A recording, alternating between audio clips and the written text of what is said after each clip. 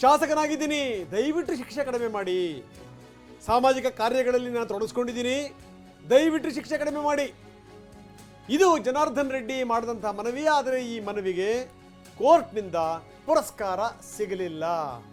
ಹಿಂಗಾಗಿ ಏನು ಅಂದರೆ 7 ವರ್ಷ ಜೈಲು ಶಿಕ್ಷೆಯನ್ನು ಪ್ರಕಟಿಸಿತು. ಈಗ ಅವರು ವಕೀಲರು ಮಾತಾಡ್ತಾ ಇದ್ರು ನೋಡಿ, ಹಲವಾರು ಸಂಗತಿಗಳು, ಹಲವಾರು ವಿಚಾರಗಳು ಇವರ ಪರವಾಗೇ ಇದೆ. ಆದರೂ ಕೂಡ 7 ವರ್ಷ ಜೈಲು ಶಿಕ್ಷೆಯಾಗಿದೆ. 3 ವರ್ಷ ಈಗಾಗಲೇ ಅವರು ಜೈಲಲ್ಲಿ ಕಳೆದಿದ್ದಾರೆ. ಹೀಗಾಗಿ ಮೇಲಿನ ಕೋರ್ಟಿಗೆ ಹೋದರೆ ತಕ್ಷಣಕ್ಕೆ ನಮಗೆ ಬೇಲ್ ಸಿಗುತ್ತೆ ಅಂತ. ಆದರೆ ಬೇಲ್ ಸಿಗೋ ತನಕ ಅವರು ಜೈಲಿನಲ್ಲಿ ಇರಲೇಬೇಕು.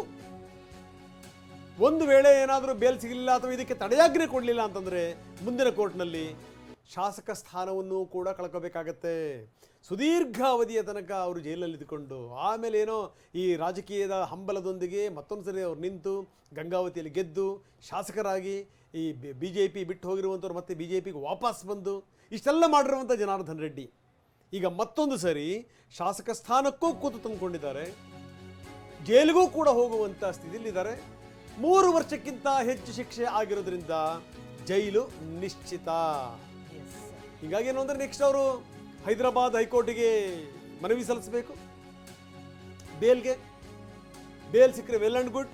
ಜೊತೆಗೇನು ಅಂದರೆ ಈಗೇನೀಗ ತೀರ್ಪೇನು ಕೊಟ್ಟಿದೆ ಆ ತೀರ್ಪಿಗೆ ತಡೆಯಾಜ್ಞೆ ತರಬೇಕು. ತಡೆಯಾಜ್ಞೆ ತಂದರೆ ಮಾತ್ರ ಶಾಸಕ ಸ್ಥಾನ ಉಳಿಯುತ್ತೆ.